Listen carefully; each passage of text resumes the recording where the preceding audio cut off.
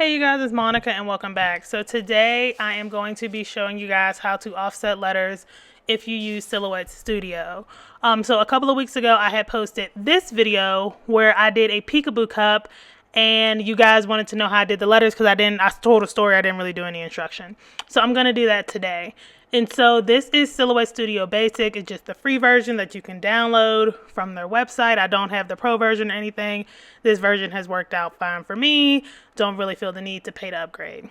So when you want to offset letters, I'm going to show you how to do an internal offset and a normal offset in this video. And so I'm going to just go and find a font. I recorded this video on my Mac because that's where I do all my programming and all my video stuff. And so I don't have the same fonts that I have on my laptop, which is where I actually do all my design work. And I have an HP laptop compared to my Mac computer. So it's a little different. I don't have the actual font that I use for the cup, but I'm going to show you something pretty close.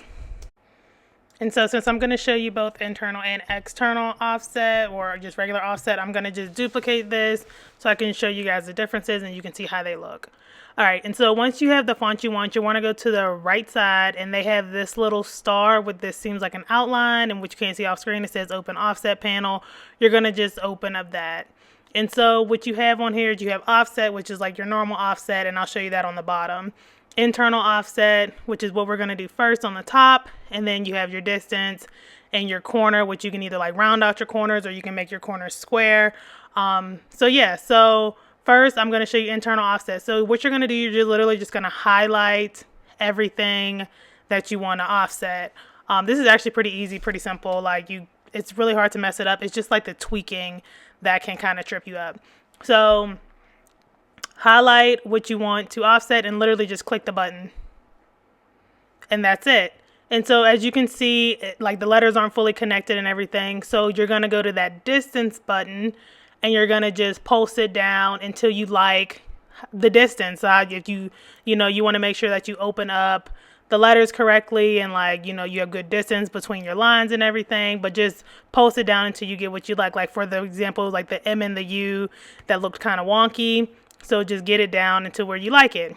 And so once you like it, you're going to go to your send panel.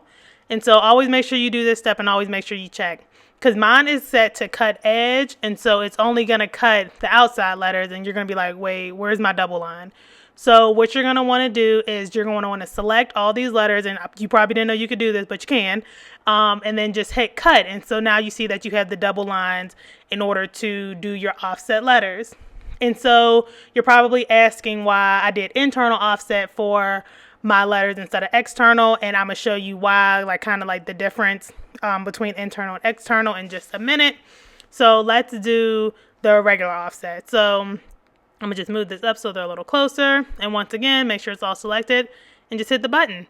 Boom. So as you can see, when you offset it, it's all about the outside. So if you ever want to do a name in the front, and then you want the foreground and you want a different color in the background, this is what you would do your offset. This is how you would do it. You would that would be your background, say a white, and say you want to do the name in a hollow color. You could cut these separately like that, and then you would just have to layer them. So that's the main function of the normal offset. But you can also do the letters how I did them, and I'll show you that in just a second. But yeah, I like the internal offset for peekaboos just because I feel it matches the letters the closest, and I like how where the overlay is, where I feel regular offset, it's I don't know, it's a weird distance thing. I can't really describe it.